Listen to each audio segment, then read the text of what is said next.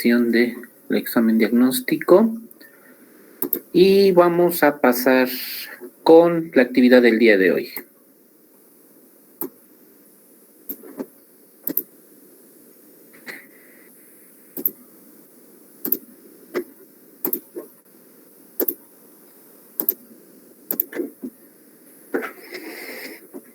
Ok.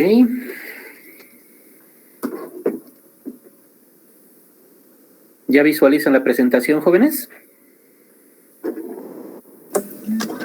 Sí, profesor. Ya. Perfecto, muy bien. Bueno. Sí, profe. Perfecto, muy bien. Pues vamos a continuar con esta parte, ya en la parte final de nuestro curso de laboratorio, con una sección que a nosotros nos es muy importante. Bueno, todo el curso es muy importante, pero en esta parte en particular es en donde nosotros ya estamos haciendo una utilización diferente de los microorganismos como tales. Hace rato, con algunas de las cosas que estábamos comentando, decíamos que es increíble las áreas en donde un microbiólogo puede tener injerencia.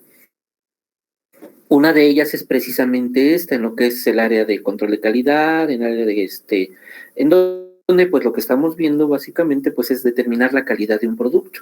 Entonces, toda esta parte, las tres últimas prácticas de nuestro laboratorio involucran precisamente ya el uso de los microorganismos, ya no como sujetos de interés principal, sino como los sujetos que nos van a ayudar a realizar una determinada labor. La maestra Cintia amablemente nos compartió la clase pasada lo que podríamos hacer utilizando a los microorganismos para determinar la toxicidad, la presencia de algunos elementos que le infieran carácter de toxicidad a alguno de los elementos que estemos analizando. Específicamente aquí se habló del agua del río Zahuapan. Ahora, eso pues ya ustedes lo podrán ver, lo podrán inferir, que no solamente se puede utilizar para cuerpos de agua, sino que también lo pueden utilizar para otro tipo de muestras, ¿sí? La misma metodología. Entonces ahí el microorganismo ya nos está ayudando a determinar algo, es un indicador de algo. ¿De qué? Pues de la presencia de toxicidad. Sin embargo, por ejemplo, en un cuerpo de agua, no solamente vamos a encontrar características de toxicidad como tales, sino que en algunos momentos también nosotros tendríamos que determinar qué podría estar presente por ahí. Y uno de los elementos que encontramos presentes con mucha frecuencia en lo que son ambientes acuáticos, pues son los detergentes, ¿verdad? Con lo que esto conlleva. Entonces, aquí otra vez vamos a hacer uso de los microorganismos, pero como una herramienta, ¿de acuerdo? Ahora aquí vamos a utilizar los microorganismos para que hagan una labor por nosotros. ¿Cuál? Biodegradar un detergente, un surfactante, y con eso determinar si hay la posibilidad de que la presencia precisamente de estos elementos se solucione de alguna manera, ¿de acuerdo? Estamos prácticamente ya en lo que es el área de ecología microbiana aplicada, o que también se conoce de manera general como microbiología ambiental. En la que es lo que vamos a hacer precisamente, lo que vamos a hacer precisamente es esto: utilizar a los microorganismos como una herramienta de trabajo. O sea, aquí vamos a ver entonces que los microorganismos nos pueden ayudar de diferentes formas. Aquí nos van a ayudar a conocer la calidad de un elemento. ¿Cuál? En este caso en particular, los surfactantes. Entonces, vamos a platicar de eso. Primero, pues obviamente tenemos que centrarnos en lo que vamos a revisar, y de una manera rápida vamos a mencionar que pues los surfactantes también se les conoce como agentes tensoactivos, y estos están constituidos por una cadena apolar alifática que es hidrofóbica y una parte aromática con un radical polar que es hidrofílico, ¿de acuerdo? Entonces, estas son las estructuras que presentan los diferentes surfactantes. Entonces ven ustedes aquí, dependiendo de las características iónicas de la parte de lo que denominamos cabeza, pues va a determinar las características iónicas que tenga la molécula. Entonces tenemos los iónicos, los catiónicos y los anfóteros, y los no iónicos. Entonces, que eso lo vamos a ver ahorita en un momento. En general, los surfactantes son los componentes básicos de los detergentes, es decir, no vamos a encontrar generalmente a los surfactantes solitos, sino que los vamos a encontrar siendo el componente principal, el componente básico o el agente activo de otros productos a los que conocemos como detergentes, los cuales tienen la propiedad de reducir la tensión superficial del líquido. Nos estamos refiriendo a los detergentes, pero quien le da esa característica a los detergentes precisamente son los surfactantes, es decir, son los que reducen la tensión superficial del líquido en el cual se encuentran disueltos, de modo que el surfactante, adquiere mayor poder de penetración a través de los poros de ciertos materiales, a la vez que se extiende más fácilmente en la superficie de los cuerpos en los que se aplica, facilitando con eso la eliminación de lo que en general denominamos mugre, que es para lo que se utilizan principalmente los detergentes, pero que, bueno, van a ir implicados otra serie de componentes, ¿de acuerdo? A partir de 1945 fue cuando hubo un boom de muchas cosas, y entre ellas de la síntesis, de la elaboración de algunos componentes que iban a facilitar las labores dentro de los hogares. Y les decía, esto a partir de 1945, los detergentes sintéticos han tenido precisamente una gran aceptación debido a que no son afectados por las sales minerales contenidas en las aguas duras, además de tener elevado poder humectante y un precio moderado. Sí, entonces es muy conocido precisamente esto, y como les comentaba, esto fue a partir de 1945, durante lo que era la Segunda Guerra Mundial, y con lo cual se buscaba que se facilitaran algunas de las actividades que se tenían todavía en los hogares. Ahora bien, los detergentes en sí, como yo les había comentado, están constituidos por diferentes elementos. Uno de los, el que le confiere las características de tensoactividad, pues es el surfactante. Y el surfactante en los detergentes lo vamos a tener en una concentración entre el 10 y el 30%, mientras que existen otros elementos que también le van a conferir diferentes características a los detergentes, que en la actualidad se consideran también muy importantes, que a los que se les denominan aditivos. Estos son, por ejemplo, algunos blanqueadores, los blanqueadores ópticos, que curiosamente son blanqueadores, pero le confieren una tonalidad azul, sobre todo a la ropa de color blanco, bueno, a la ropa incolor, a la ropa blanca, ¿verdad? También podemos encontrar presentes aromatizantes. Esto pues también para mejorar la calidad más que la calidad, las características de los elementos que fueron tratados, y pues eso le confiere cierta características agradables para nosotros, por ejemplo, esto de los aromas, ¿verdad? Y también en algún momento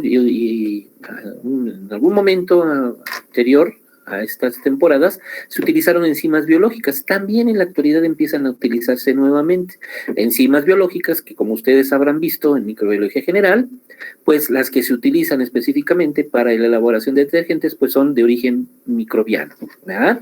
Muy interesante también esa parte.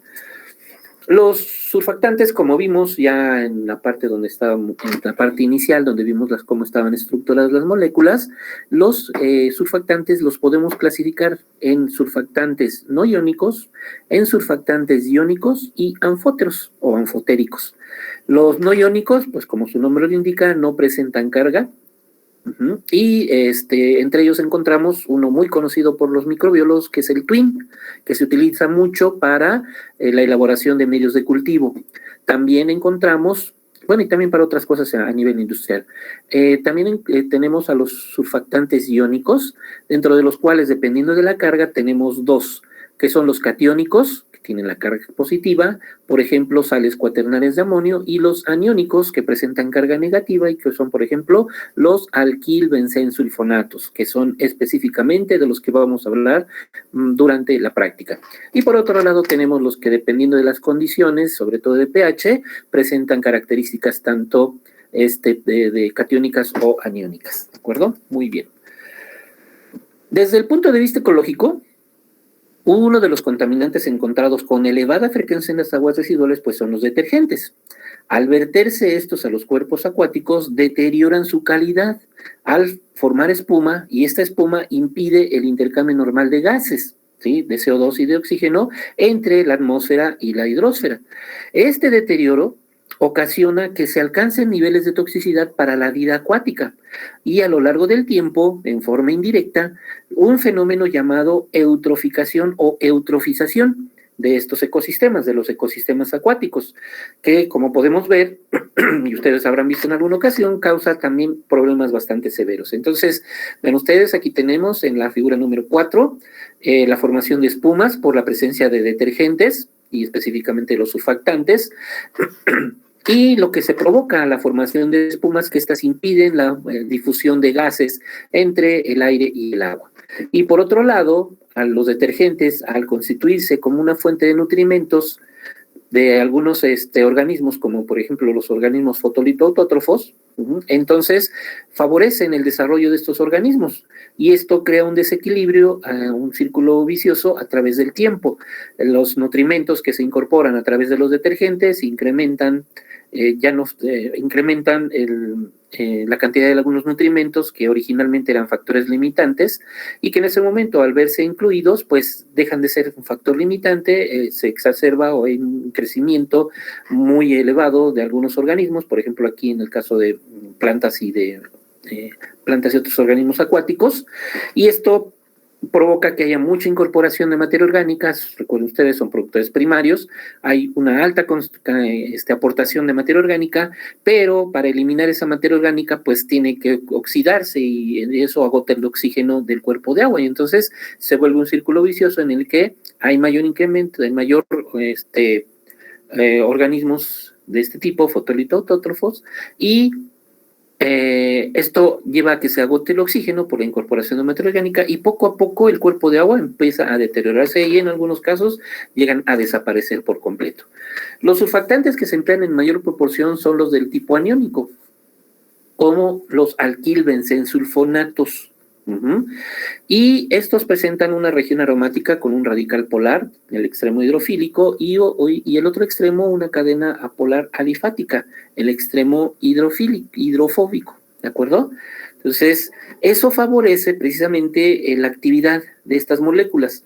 Al tener un extremo apolar, hidrofóbico, este es el que se une con lo que llamamos mugre, y que generalmente son moléculas orgánicas. Entonces se unen varias de las moléculas del surfactante en la molécula orgánica y crean lo que se llaman micelas, y estas micelas son las que se precipitan o son arrastradas y eliminan precisamente ese tipo de componentes, sobre todo de algunos elementos como los trastes, la ropa, etcétera, etcétera. Ahora bien, esto es muy importante, jóvenes, y necesitamos poner mucha atención a esta parte. En general, cuando se sintetizaron este tipo de componentes, la estructura básica era la misma: una cadena alifática, un grupo benceno y un extremo de algún otro componente que podría ser un sulfato, un nitrato, un fosfato. Entonces, basados en la estructura, de manera general, a este tipo de moléculas se les denominó alquilbenzensulfonatos, así con estas iniciales ABS, alquilbenzensulfonatos, ¿sí? Pero los primeros que se sintetizaron, ¿sí?, que fue aparentemente por facilidad de síntesis, fueron los de estructura ramificada, los que presentan ramificaciones en la molécula. Sin embargo, este tipo de elementos a nivel ya de la naturaleza son difíciles de eliminar, porque es difícil que las enzimas que puedan romper estos enlaces penetren al sitio activo. Entonces, al ver que provocaban este problema, empezaron a sintetizarse moléculas, pero que no tuvieran estas ramificaciones. Y entonces aparecieron los alquilbenzensulfonatos, pero lineales. Estos siguen siendo alquilbenzensulfonatos por su estructura química. Estos ramificados y estos lineales, ambos son alquilbenzensulfonatos. Solamente que para diferenciarlos, para que no hubiera confusiones, ¿verdad? Y sobre todo para que se emplearan los adecuados ahora para la elaboración futura de de detergentes, se determinó que los alquilbenzensulfonatos que eran ramificados mantuvieran la denominación de ABS, mientras que los alquilbenzensulfonatos lineales cambiaran la denominación y se llamaran LAS, de lineales, ¿de acuerdo? Sin embargo, todos, químicamente, todos son ABS. Entonces, mucho cuidado, sobre todo cuando vayan a trabajar en esta área, porque eso puede provocar confusiones, entonces ustedes deben saber perfectamente cuál es la diferencia. Entre los alquilbenzensulfonatos se encuentran algunos en los que la fracción hidrofóbica del hidrocarburo presenta estructuras ramificadas y que esto las vuelve recalcitrantes a la biodegradación, es decir, difíciles de biodegradar. Mientras que los alquilbenzensulfonatos que presentan la fracción de hidrocarburo como estructura lineal son biodegradados con mayor facilidad. ¿Cuáles? Los que dijimos que se denominan como LAS o LAS, ¿de acuerdo? De acuerdo con los criterios ecológicos de calidad del agua, los límites máximos permitidos para surfactantes aniónicos son estos que están aquí y que tienen ustedes en su manual. Sí, como para las fuentes de abastecimiento de agua potable, 0.05 partes por millón, y para agua dulce y agua de mar, 0.1 partes por millón. Con el propósito, a través del tiempo y una vez que se dieron cuenta de que había un problema que, bueno, trataba de resolver otro problema finalmente, o sea, no fue creado precisamente para crear problemas, los detergentes, sino para solucionar un problema, pero al darse cuenta que habían utilizado un elemento que a la larga podría causar otros problemas, pues se trataron de tomar medidas preventivas y correctivas. Actualmente se diseñan metodologías y normas que ayudan a controlar la contaminación, y aquí estamos hablando de contaminación por detergentes. Una de las metodologías es la determinación de la biodegradabilidad de los surfactantes, para que en un futuro cercano solo se permita la fabricación y comercialización de detergentes biodegradables. Aquí nos ha alcanzado también la globalización y eso implica que nuestro país también debe de velar porque los elementos, por ejemplo, en el caso de los detergentes que sean utilizados y que ya sean fabricados sean biodegradables, ¿no? Eso ya son acuerdos internacionales. Existen dos métodos, es una de las preguntas del cuestionario, existen dos métodos para estudiar la biodegradación, que ya también vieron en su manual. La prueba presuntiva, en la cual se somete una comunidad microbiana al surfactante, más bien el surfactante de prueba se somete a la presencia de una comunidad microbiana y en un término de 7 a 8 días en un cultivo en agitación y después se hacen las mediciones pertinentes. Mientras que también puede necesitarse y hay una prueba confirmativa en el cual también el surfactante se somete a una comunidad microbiana, pero durante un término mayor de 2 a 3 semanas en un cultivo también semicontinuo. En el caso de nuestro laboratorio de ecología microbiana, las instalaciones solo nos permiten hacer la prueba presuntiva. La prueba confirmativa pues requiere de un cultivo semicontinuo y ustedes ya saben las implicaciones y las restricciones que tenemos en la escuela para poder tener un cultivo semicontinuo. Al término del periodo de incubación se determina el porcentaje de biodegradación. Para la prueba presuntiva se utilizan con mayor frecuencia comunidades microbianas de diverso origen y se ajusta el tiempo de incubación a 7 días a una temperatura de 25 grados Celsius. ¿De acuerdo? Entonces, una vez que ya nosotros hicimos nuestro análisis y encontramos ya resultados, tenemos que hacer la interpretación de esos resultados y la interpretación está basada en estos porcentajes de remoción que tenemos aquí en esta tabla.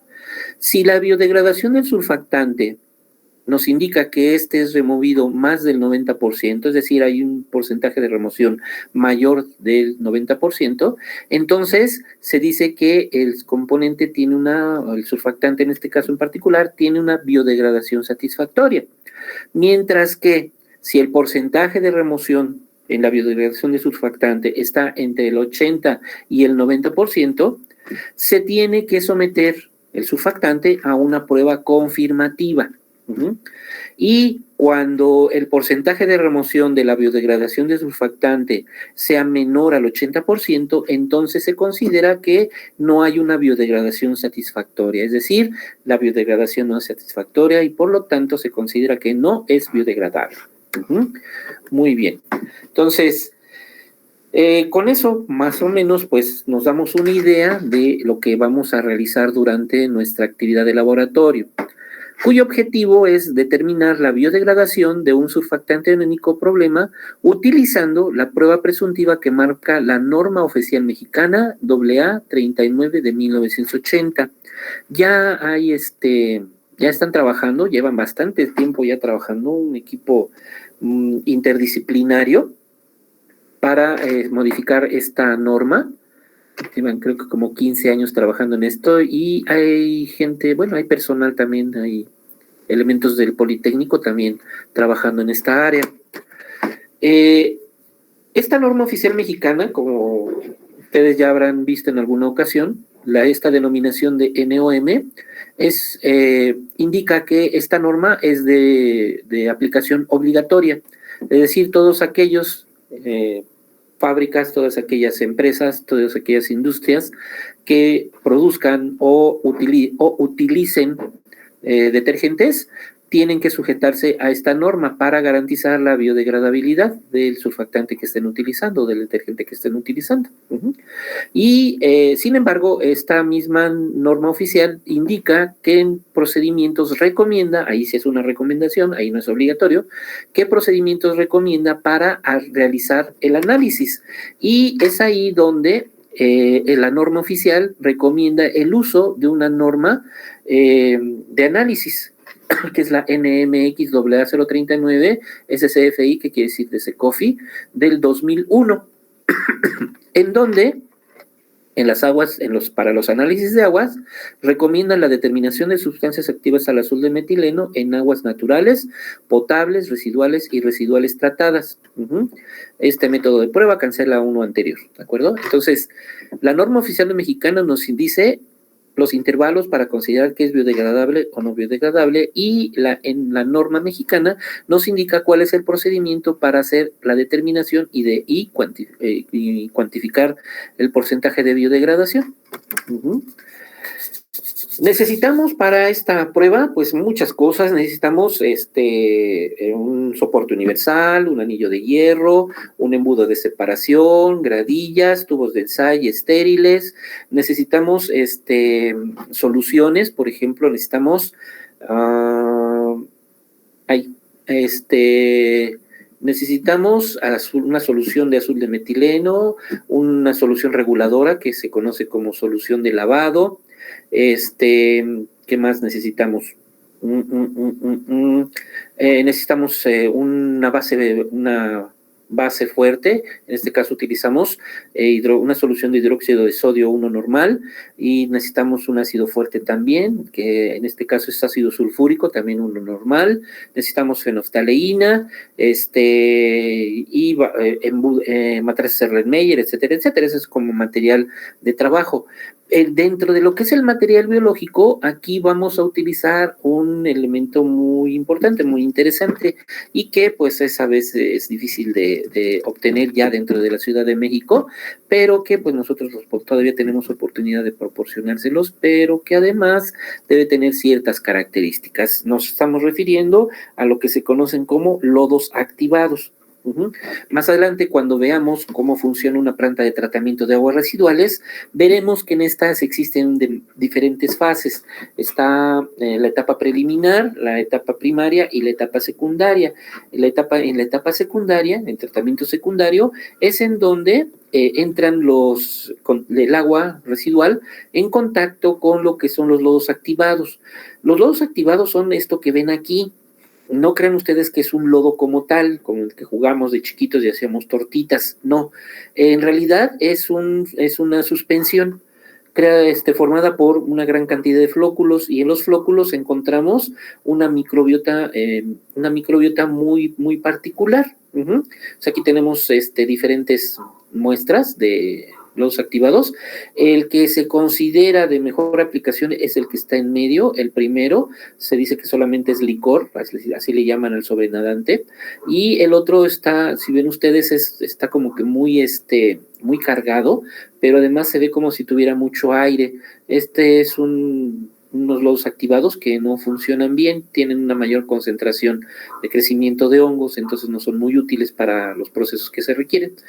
El que se recomienda es una muestra como esta, ¿sí? Pues desafortunadamente no la van a poder observar en vivo, al menos por el momento, pero para que se den una idea. Y estos pues ya son lodos activados secos, que se convierten en este momento ya en lo que son residuos peligrosos biológico-infecciosos, o somos RPBI, y que tiene que haber un tratamiento especial para eliminarlos. Más adelante podremos platicar el porqué de esta situación.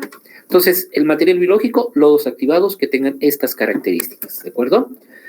El procedimiento, más bien la práctica en sí, el proceso para determinar la biodegradabilidad de un surfactante se realiza básicamente en dos fases. La primera, que es la aclimatación. ¿La aclimatación de quién?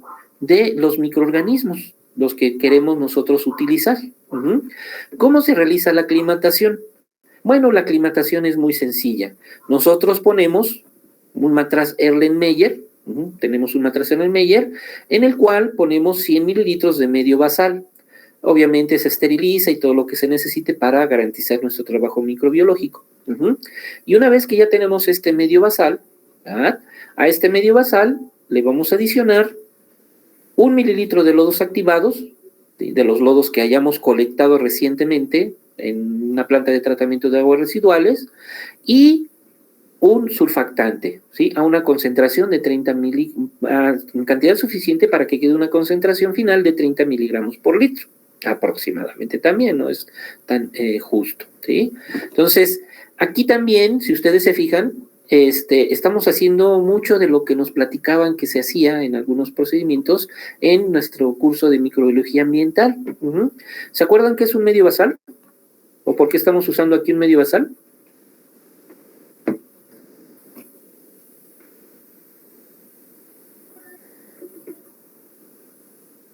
Bueno, ¿hay alguien por ahí?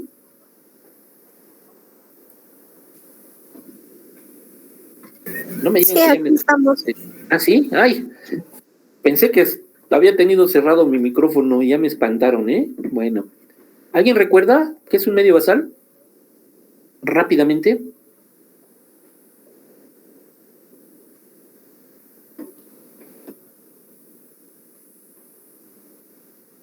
¿Nadie se acuerda?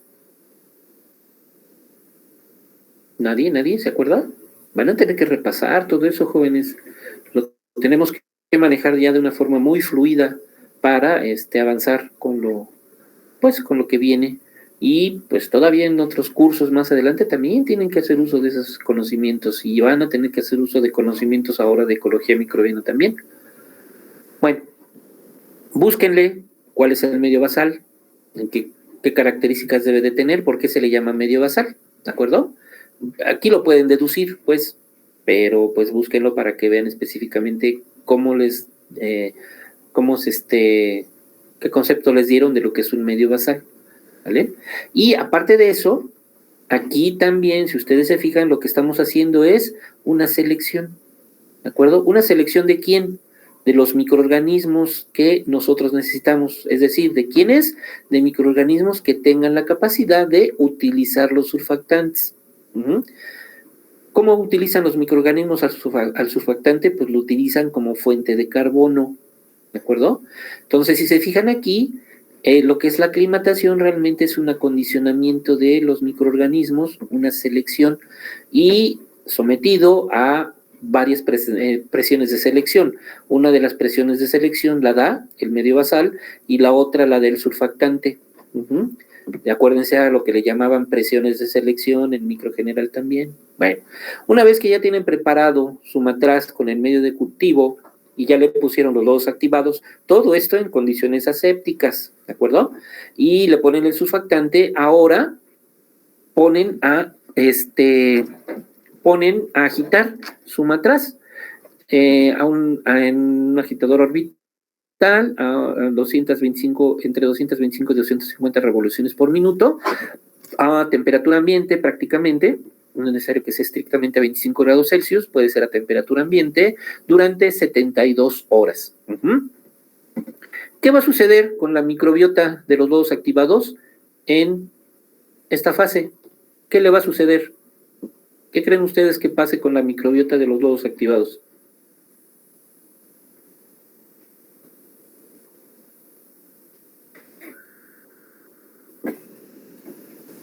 Todos están contagiados, ¿verdad, maestra Gaby? Está solo. Usted sigue, señor. Como no preguntan, usted vaya a hacer. Así. ¿Ya me voy de corrido, maestra? Pues sí, no les interesa. Sí les interesa, pero yo creo Bueno, hay unos que ya dieron señales de vida, que no sirve su micrófono. Entonces hace la manita y ya escribe y le... es que aquí no hay manita. Como... Sí hay. No. Sí hay manita. Bueno, si tienen ellos manita, yo no. Pero hace la manita. Bueno. Sí, pero hay que abrir otra área. Bueno, en fin. Analicen, jóvenes, ¿qué está pasando aquí? ¿Qué sucede? ¿Qué sucede en esta parte? ¿De acuerdo? ¿Se desarrollaría? ¿Los microorganismos quedarían en el medio basal? Híjole, bueno, sí necesitan del medio basal, pero ¿qué otra cosa están utilizando? Los surfactantes. Un surfactante. Surfactantes. Entonces, ¿qué va a pasar con la microbiota aquí? ¿Qué le va a pasar a la microbiota en sí? ¿Qué creen ustedes que les pase? ¿Va a empezar a crecer? ¿Se va a degradar? ¿Se va a qué, perdón? ¿Se va a empezar como a degradar? Ay, Dios, no entiendo, perdón. ¿Se va a desarrollar la microbiota? ¿Cuál?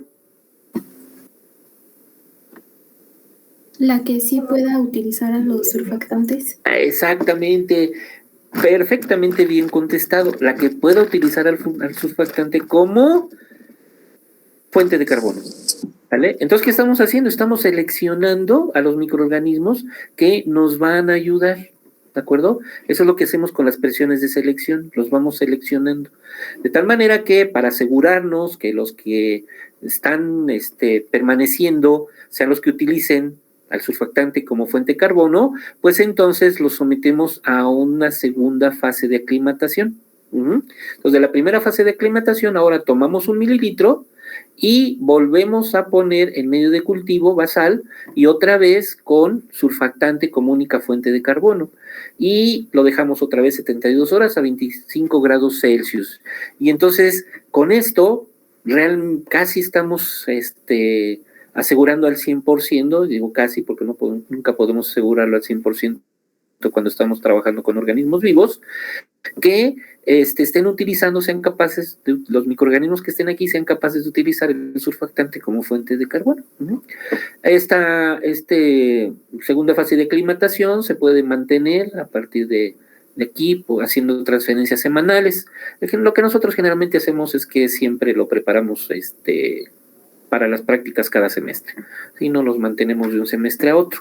Entonces, esto ya representa una comunidad microbiana estable, adaptada a la utilización de surfactantes como fuente de carbono. Entonces, esa es la primera parte que tenemos que hacer en nuestro procedimiento para la determinación de la biodegradación de un surfactante.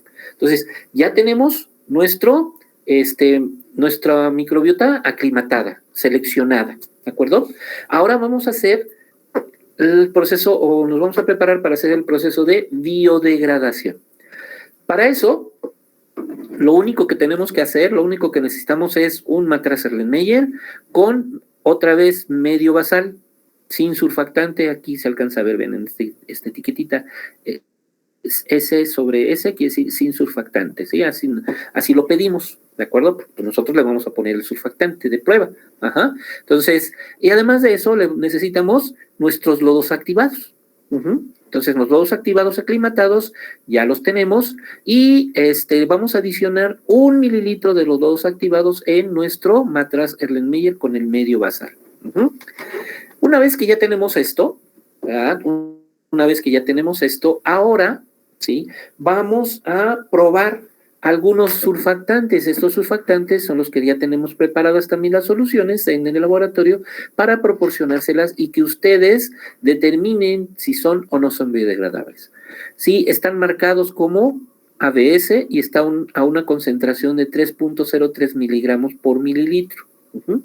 Tenemos otro que está marcado como LAS, que también está a la misma concentración, y otro que es un LSS, que también está a la misma concentración.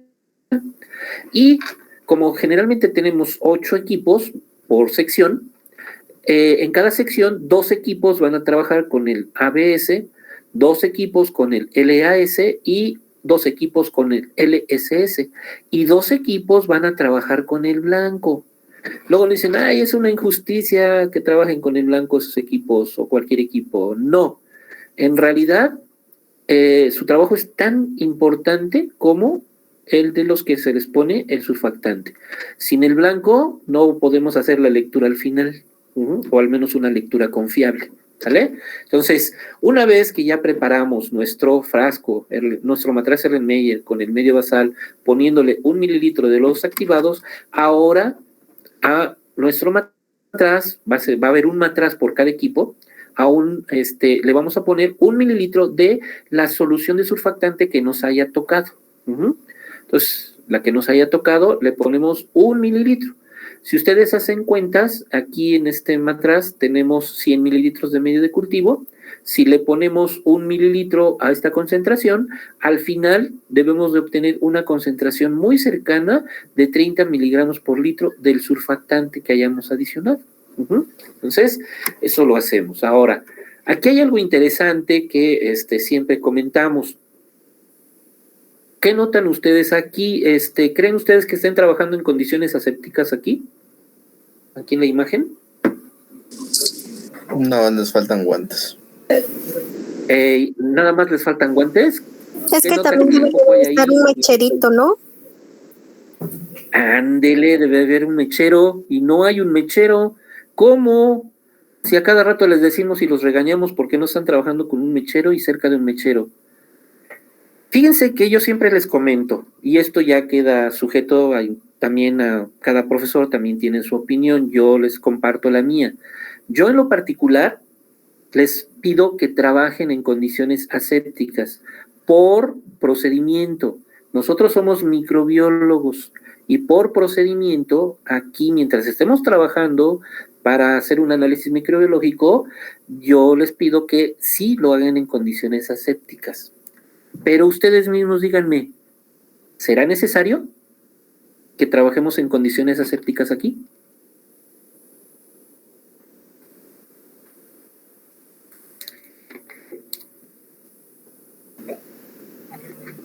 Tal vez porque el crecimiento de No, porque el crecimiento microbiológico está aclimatado. ¿Está qué, perdón? Aclimatado. Bueno, sí. ¿Tiene usted razón? No. ¿Alguien más opina lo contrario o están de acuerdo con lo que dice su compañero? Quiero escuchar un sí de todos o un no de todos. ¿Qué pasó? ¿Están de acuerdo o no? Pues es que estoy dudando, no sé. Muy bien, eso es bueno. ¿Alguien más? Nada más tengo 2 alumnos. Profesora, ¿a mí me podría repetir la pregunta? Porque estoy teniendo la pregunta es, para este trabajo que estamos viendo, que estamos realizando aquí, ¿será indispensable, será absolutamente necesario trabajar en condiciones asépticas? Yo opino que no, porque, bueno, si vamos a trabajar con organismos que nada más van a utilizar los surfactantes como fuente de carbono, pues no habría ningún problema. Ándele, exactamente. Aquí, ¿quién es el sujeto de prueba? ¿Quién es a quien estamos analizando? ¿A los microorganismos o al surfactante? Al surfactante. Al surfactante, ¿de acuerdo? Entonces, si, por ejemplo, hay algún microorganismo, ¿habrá microorganismos aquí en el ambiente? Pues sí. Si alguno de estos microorganismos cae aquí, pero es capaz de utilizar el surfactante como fuente de carbono y lo puede degradar, pues eso nos ayuda al análisis, porque lo que estamos determinando es si el surfactante es o no biodegradable. Quién lo haga no nos interesa, ¿de acuerdo? De hecho, aquí lo que vamos a adicionar es en los lodos activados, lo que vamos a adicionar es una comunidad microbiana, no es un cultivo axénico, ¿de acuerdo? Entonces, si por aquí llega alguno del ambiente y si es capaz de utilizar el surfactante, pues eso nos va a ayudar a determinar si eso no es biodegradable el surfactante. Entonces, indispensable no lo es, pero por procedimiento como microbiólogos, yo sí les recomiendo que trabajen en condiciones asépticas, ¿sale? Entonces, aclarado ese punto, continuamos.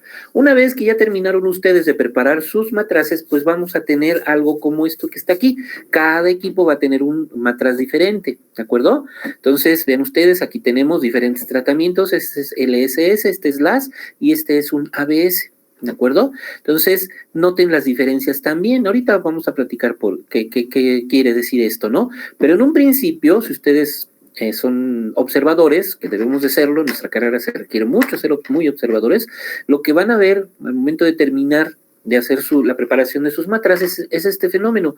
Lo van a tener que homogenizar y al momento de homogenizarlo lo que van a tener que ver es la generación de espuma. Maestro, se va a cortar la llamada. Gracias. Por la presencia del surfactante, ¿sale?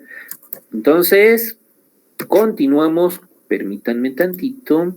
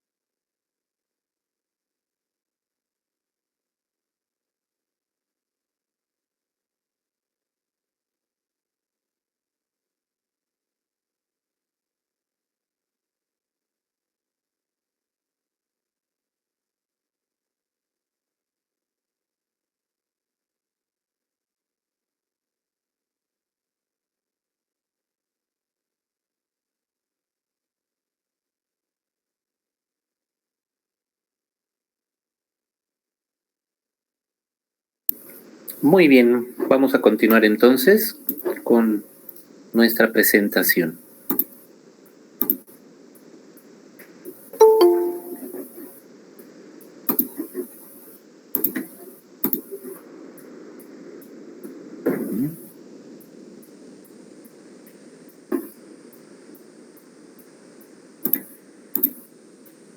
Listo.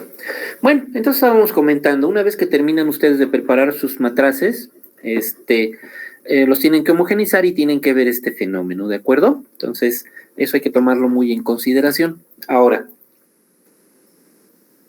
hasta aquí, hasta este punto, termina nuestro procedimiento para la biodegradación de surfactantes. Pero aquí hay algo muy importante que nosotros debemos de saber, que nosotros debemos de conocer. Si queremos determinar si se biodegradó el surfactante, es decir, si se modificó la cantidad que había originalmente con la cantidad al final de nuestro proceso, ¿qué tenemos que hacer? ¿Qué debemos de saber? ¿Qué debemos de conocer? ¿Ustedes qué me dirían? ¿Qué me dirían y qué me dirían?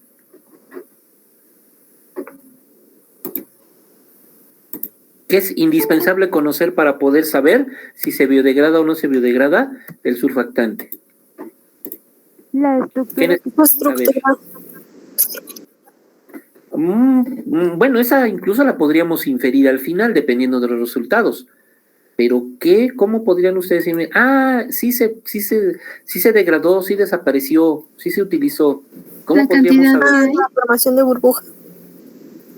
También al final lo podríamos hacer. ¿Alguien ¿El más tiempo estaba que comentando requiere algo? para que ya no esté presente? Perdón, ya no escuché bien. El tiempo que necesita para que, pues, por ejemplo, las bacterias puedan ocuparlo. Pues sí, aunque esto, como es una norma, ya está establecidas los parámetros, entre esos el tiempo, y aquí lo vamos a someter a una incubación a los 7 días, durante 7 días. Y entonces, ¿qué hacemos el día inicial y qué hacemos al final? ¿Cómo sabemos si hay o no, o si se utilizó o no se utilizó el surfactante? ¿Medir las concentraciones? Medir las concentraciones, efectivamente. Medir la cantidad de surfactante al inicio del experimento y medir la concentración del surfactante al final del experimento. Y eso nos diría si en realidad desapareció el surfactante. Eso es lo que nos diría nada más la prueba. Ahora, nosotros inferimos que si desaparece el surfactante es porque fue utilizado por los microorganismos como fuente de carbono. ¿De acuerdo? Entonces, ¿cómo sabemos nosotros entonces con qué cantidad de surfactante empezamos y con qué cantidad de surfactante terminamos? Pues para eso la norma nos decía, la norma oficial mexicana nos decía que teníamos que usar lo que nos dice la norma mexicana, en donde tenemos que hacer una cuantificación del surfactante por un método que se conoce como método de sustancias activas al azul de metileno, coloquialmente conocida como SAAM, pero que ustedes tienen que ejercitar y tienen que llamarlo completito, ¿de acuerdo? No me pueden decir el método de SAM, no, el método de sustancias activas al azul de metileno, que es lo que nos marca la norma. Vamos a ver el procedimiento, pero tenemos que conocer el fundamento. ¿En qué se fundamenta este análisis? Pues se fundamenta en que el azul de metileno reacciona con el surfactante formando una sal colorida. Es decir, el surfactante en presencia de azul de metileno se unen y forman una sal de color azul. ¿De acuerdo? Esta sal tiene la característica de que es soluble en cloroformo. Entonces, vamos a utilizar todas esas características, todas esas ventajas que nos da esta reacción. La intensidad, por tanto, de color de esta reacción es proporcional a la concentración del surfactante. Y al final, ambos, al principio y al final, los podemos leer a una longitud de onda de 652 nanómetros, que es en donde nos presenta el máximo del pico en este proceso, utilizando como blanco de reactivos el cloroformo, un cloroformo que esté limpio, un cloroformo que no hayamos utilizado en el momento de la prueba. Entonces, ese es nuestro fundamento. Para lo cual pasamos entonces, una vez conocido el fundamento, pasamos ahora al procedimiento. Realmente la parte medular de nuestra práctica está aquí. Esto es lo que nos lleva más tiempo, realmente. ¿Sí? En la parte de la práctica, ¿sí? Porque en la incubación pues son de 7 a 8 días, ¿no? Nosotros lo dejamos solamente 7 días, estamos dentro de lo que nos indica la norma. Entonces, ¿qué hacemos para eso? Vean ustedes todo el material que se necesita, vean ustedes. Estas imágenes amablemente nos las facilitó la maestra, la maestra Claudia Paulina. Ella colabora con los chicos de Ingeniería en Sistemas Ambientales en la materia de microbiología ambiental. Entonces, y ven ustedes muy bonito y todo esto, pues son las mesitas de trabajo que hay en un laboratorio que tenemos prestado allá en Zacatenco. Pero ven, aquí lo interesante es que vean todo lo que se necesita. Tenemos el soporte universal, el anillo de hierro, una gradilla, tubos de ensayo, matraz Erlenmeyer, pipetas, probetas. Necesitamos, entre otras cosas, silicón, un lubricante de silicón para las llaves de los embudos de separación. Necesitamos una solución de ¿cómo se llama? Una solución de lavado, está en este tipo de frasco. Nosotros le damos otros frasquitos parecidos aquí. Necesitamos, aquí se ve escondidito, un frasco chiquito con un tapón azul. Aquí están el azul de metileno que se utiliza. Tenemos un recipiente de plástico en donde ponemos el cloroformo.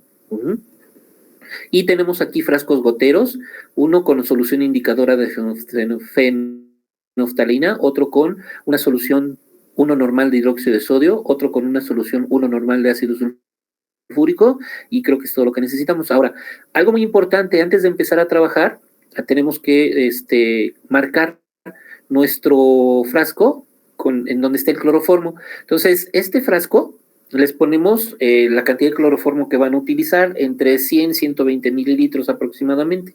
Y lo primero que tienen que hacer es marcar este frasco de tal manera que lo marquen en 4 porciones, de que lo dividan en 4 porciones. Lo marcan para dividirlo en 4 porciones del volumen que contenga.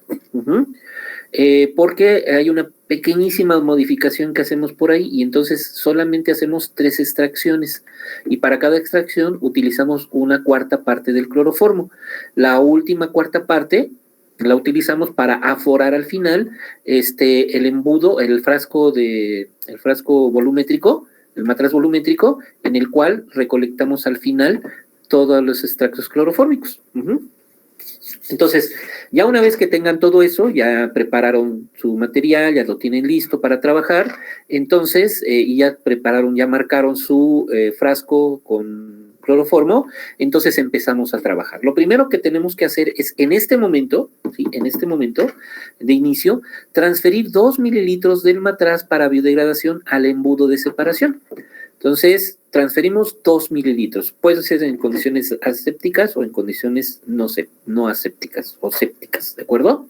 Entonces, transferimos 2 mililitros de el matraz en donde ya preparamos, donde ya está el medio basal, el inóculo, los lodos activados aclimatados y el surfactante de prueba o el blanco en su defecto. De ahí tomamos 2 mililitros y lo pasamos al embudo de separación. Obviamente, tenemos que hacer un trabajo aquí que implica extracciones, pero si nosotros utilizamos solamente los 2 mililitros que hay aquí, corremos riesgos de que al final se nos pierdan, se nos vayan por algún motivo y que no hagamos una correcta extracción. Entonces, para evitar eso, nosotros incrementamos, se recomienda en la técnica que se incremente el volumen para extraer. Entonces, para eso lo que hacemos es, al aumentar el volumen en el embudo de separación, poniéndole agua destilada. ¿Cuánto? Lo suficiente para completar 100 mililitros, es decir, le ponemos 98 mililitros de agua destilada en el embudo de separación. ¿Qué va a pasar con la cantidad de surfactante que vaya aquí si nosotros le agregamos agua? ¿Qué va a pasar con la cantidad? ¿Creen ustedes que disminuya la cantidad de surfactante aquí si le agregamos el agua o cuando le agregamos el agua? ¿Creen que se modifique la cantidad de surfactante?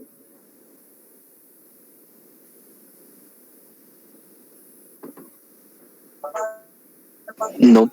No, ¿verdad? ¿Qué es lo que sí se modifica?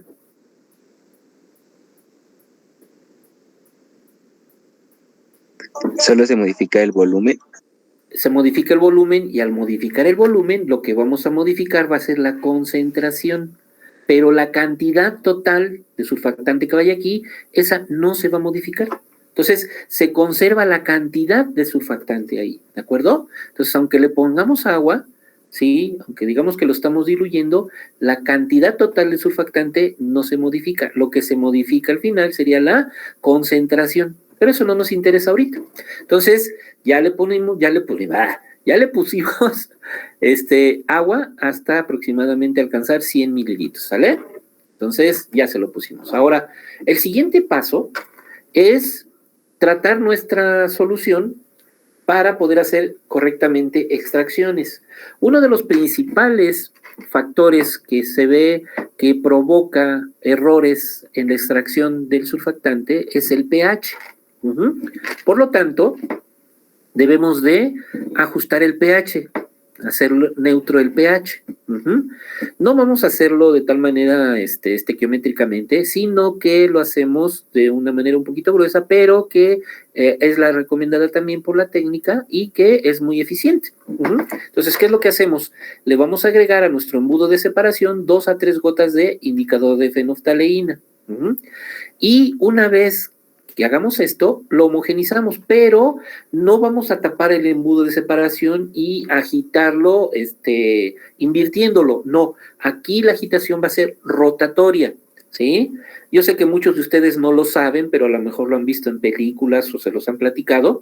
Es como cuando ustedes están agitando una copa de vino para captar el aroma, ¿sí? Supongo que no muchos lo hayan hecho, ¿verdad?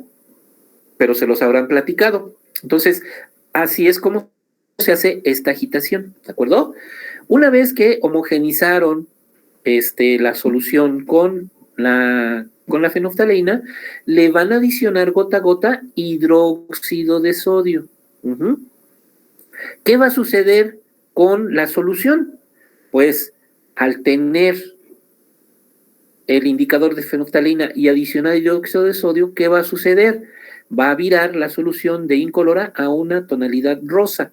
Entonces, ustedes van a adicionar gota a gota hasta que alcancen una coloración como la que tenemos aquí y sobre todo que se mantenga al menos unos minutos. ¿De acuerdo?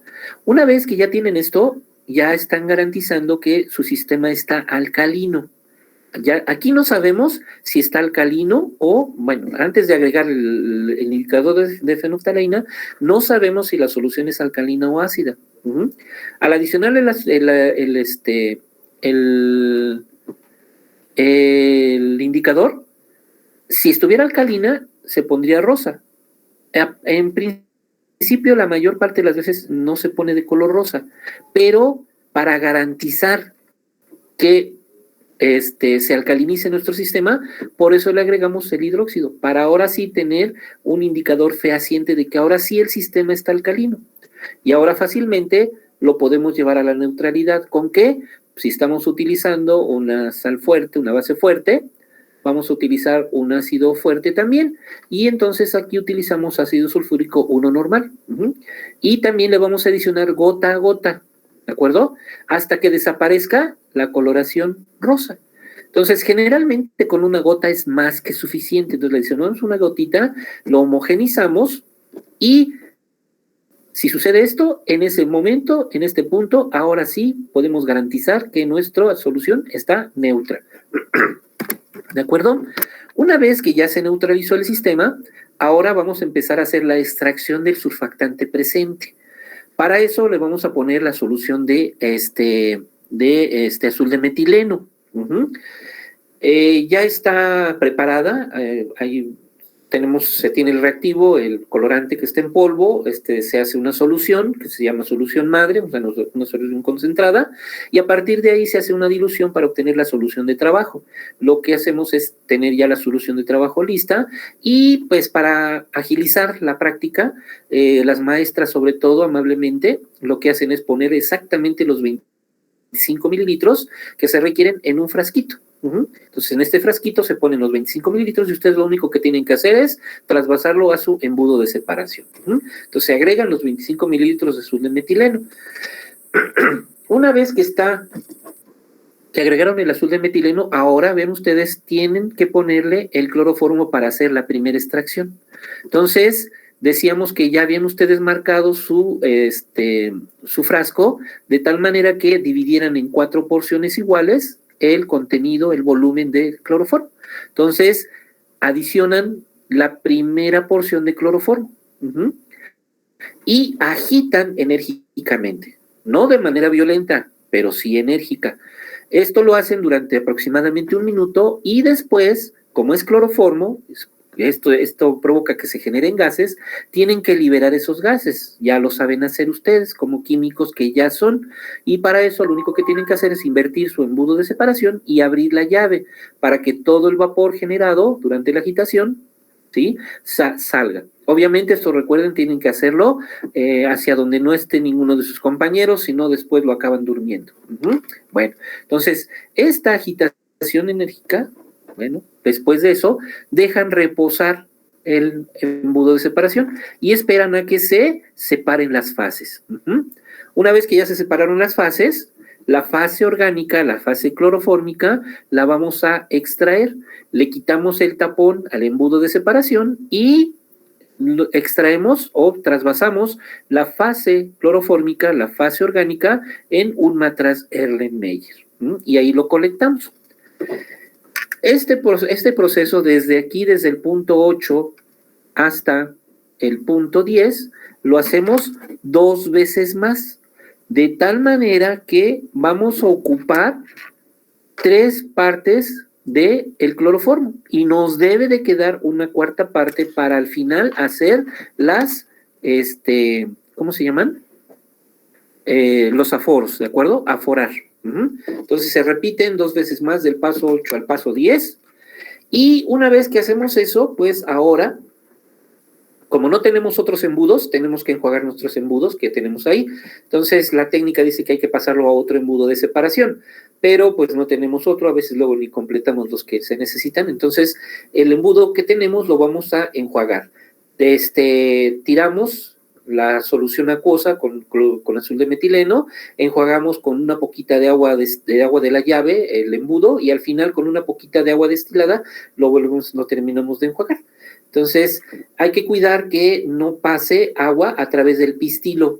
Si ustedes ven que el pistilo del embudo de separación está húmedo, entonces lo tienen que secar, y me refiero a la parte interna, ¿de acuerdo? Una vez que ya terminaron de enjuagar sus embudos de separación, otra vez lo ponen en su soporte universal, en el anillo de hierro, y ahora esto que colectaron aquí, los aproximadamente unos 70 mililitros que colectaron, ahora los pasan nuevamente al embudo de separación. Enjuagan con una pequeña porción de cloroformo que todavía hay en el frasco, enjuagan con eso el matraz Erlenmeyer y ese cloroformo lo incorporan también al embudo de separación. Entonces, así lo hacemos. Después de eso, ustedes van a notar incluso que en algunas ocasiones la solución que tenemos aquí se ve ligeramente turbia. Es porque generalmente se arrastran una gran cantidad de contaminantes. Entonces, para eliminar esos contaminantes tenemos que lavar la solución. Entonces, ese lavado se hace precisamente con una solución de lavado, ¿sí? Y esa solución de lavado no es otra cosa más que una solución reguladora de fosfatos.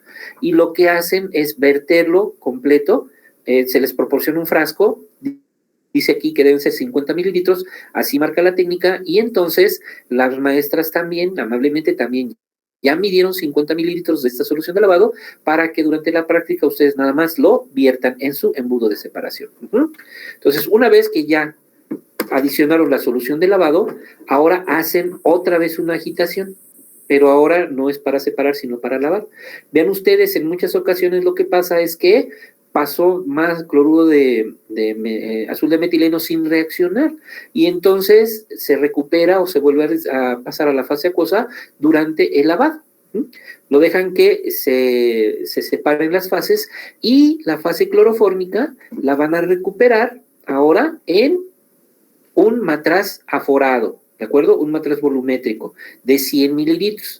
Para lo cual, pues, ponen la punta de su embudo de separación a la altura del globito, de un globo que tiene aquí en el cuello su matraz volumétrico, que para eso está ese bulbo ahí, precisamente para esto. Bueno, no precisamente para análisis de biodegradación de surfactantes, sino para que siempre pongan ahí la punta de la pipeta o en este caso la punta del embudo y no se ahogue, como decimos coloquialmente, y empiece a botar el líquido. Entonces, para eso ese es el puntito ahí, ¿vale? Otro detallito que ya deben conocer o que conocieron ya ahorita. Una vez que pasaron ya toda la fase clorofórmica, ahora hay que aforar el matraz. Para eso utilizan el cloroformo que les quedó todavía en su frasco de cloroformo, ¿de acuerdo? Me empiezan a verter hasta que alcancen el aforo. El aforo se termina con una pipeta, ¿de acuerdo?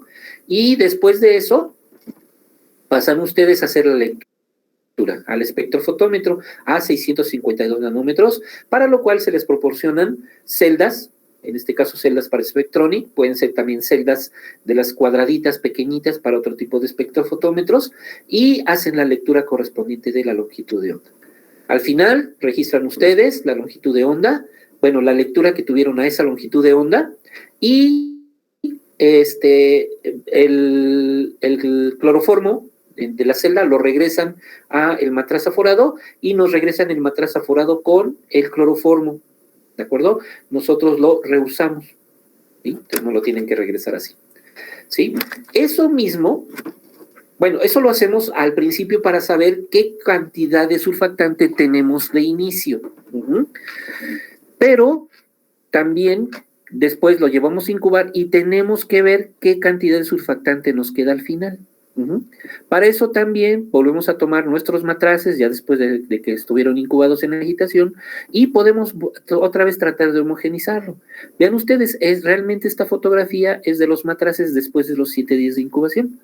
Noten ustedes que aquí, en este matraz, y en el matraz del medio y en el matraz de la derecha, no se ve formación de espuma, lo cual ya nos da un indicio de que muy probablemente el surfactante ya no está presente ahí como tal, ya se biodegradó.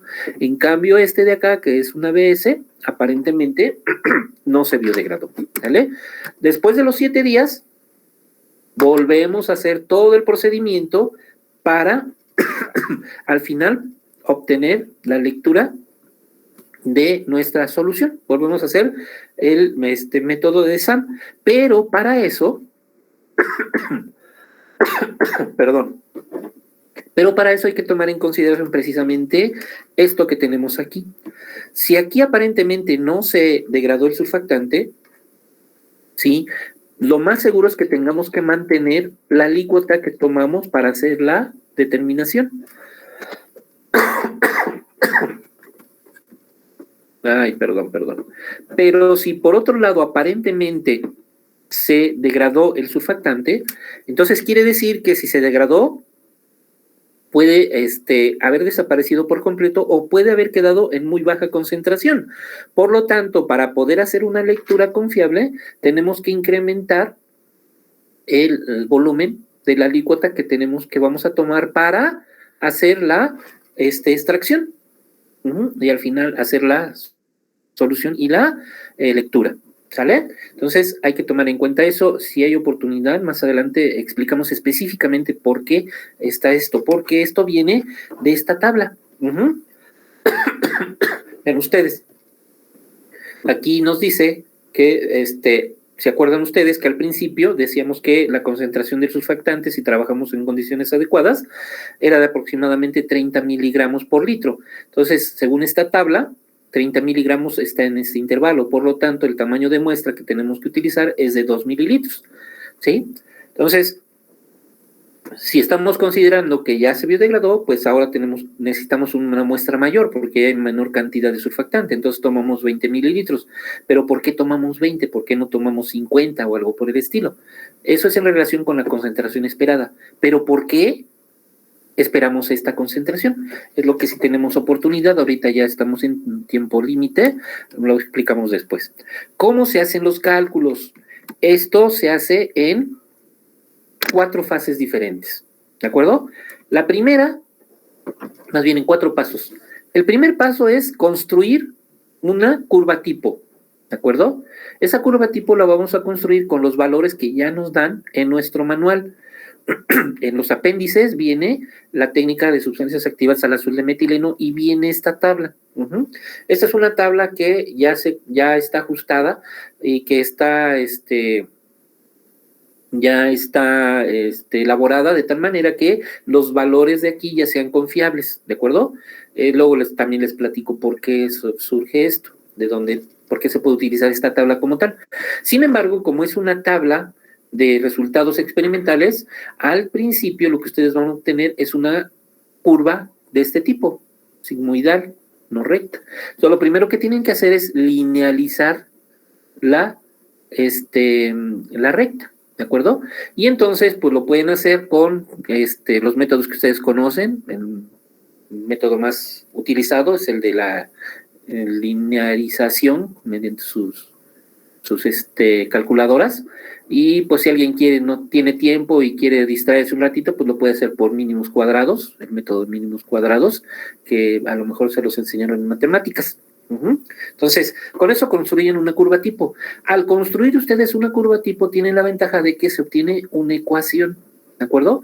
Una ecuación de este tipo, ¿sí? En donde, pues, ya sabemos Y, la ordenada, Y que son las ordenadas, X que son los miligramos, las abscisas, y las ordenadas corresponden a las absorbancias, mientras que las abscisas corresponden a las concentraciones de surfactante. Entonces, con eso se obtiene una ecuación de una recta de este tipo. Entonces, una vez que ya construyeron esa curva tipo y que ya tuvieron su ecuación, lo primero que van a hacer es, lo siguiente más bien que van a hacer es calcular los miligramos de surfactante. ¿A cuántos miligramos equivale la absorbancia que ustedes tuvieron?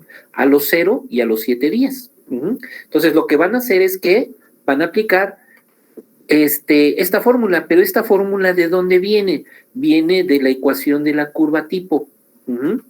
¿Y qué nos interesa ahorita? Los miligramos. Y entonces, ¿qué conocemos ahorita? La absorbancia. Entonces, ¿qué tenemos que hacer? Despejar los miligramos. Y entonces nos queda esta ecuación para este ejemplo. X igual a Y menos 0.048, que es nada más ni nada menos que la ordenada al origen, entre la pendiente.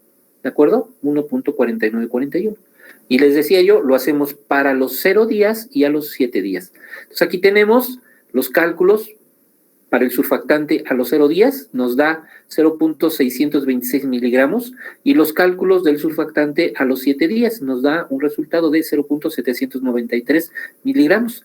Aquí aparentemente, vean ustedes, aparentemente en lugar de degradarse, se incrementó, pero aquí hay que tomar en consideración algo muy importante que vamos a ver más adelante, ¿sale?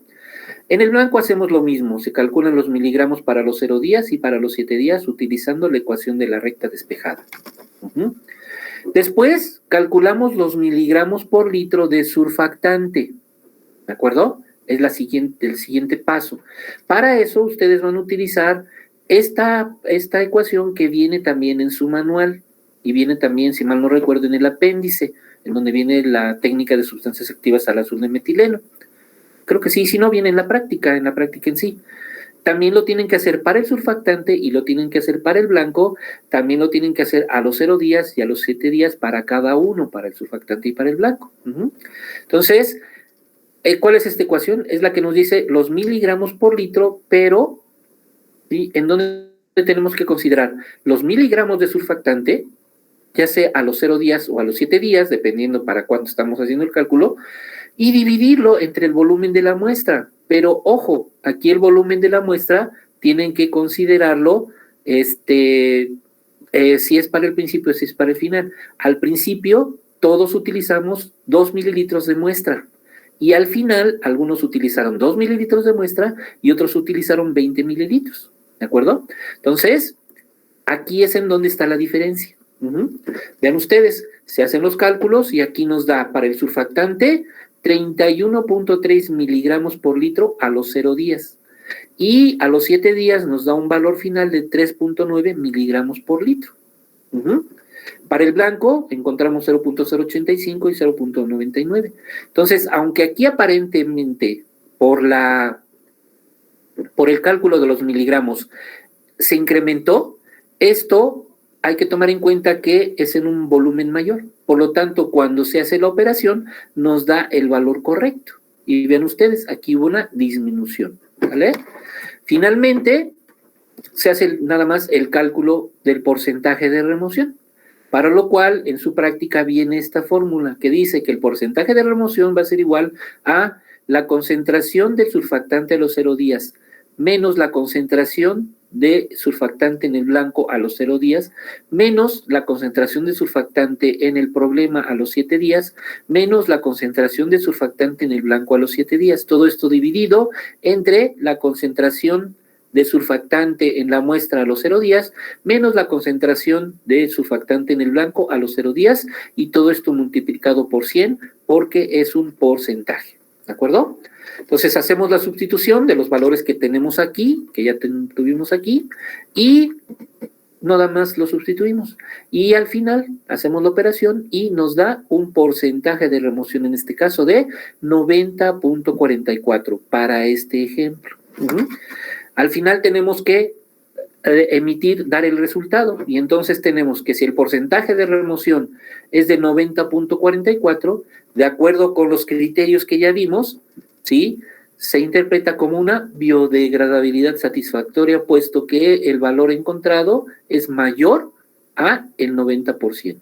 Por lo tanto, cae dentro de la clasificación de biodegradabilidad satisfactoria. ¿Vale? Y ya para terminar, pues les vamos a pasar un cuadro que, bueno, ustedes a completar para hacer su informe, y nosotros les vamos a proporcionar el tipo de muestra que van a trabajar. Les vamos a dar los volúmenes de extracción, porque son diferentes, como ya vieron, a los 0 y a los 7 días, y las absorbancias. Y con eso tienen que hacer todos los demás cálculos, ¿sí? Y al final, hacer su reporte. Muy bien. Terminé en el límite. ¿Dudas, preguntas, comentarios, jóvenes? De momento no, profesor. Entonces, ¿nos va a pasar el cuadro en un documento en Classroom? Sí, lo voy a subir a Classroom, Ok, gracias. Sí, se los vamos a subir ahí a Classroom. Y sabemos que esto es bastante complicado. Bueno, no es complicado, pero sí requiere de un poquito de trabajo. Entonces, también la parte específicamente del procedimiento y de los cálculos, también se los vamos a pasar para que los tengan y los puedan consultar y les sirvan para que elaboren su reporte. ¿De acuerdo? Sí, gracias. Perfecto. Ok, entonces, maestros, ¿algún comentario, algo más que quieran aportar? Ninguno, profesor. No, más. ¿No? Perfecto. Muy bien. Entonces, pues con esto daríamos por concluida nuestra sesión del día de hoy, maestros y alumnos, y pues concluiríamos y nos veríamos para la siguiente semana. ¿Sale? Para que felizmente hagamos la última práctica. No se pongan tristes, pero ya es la última práctica el próximo lunes. Muy bien. Pues muchas gracias, jóvenes. Pues ya tienen que incorporarse a sus otras actividades los que sigan con clases. Muchas gracias, nos vemos próximo lunes.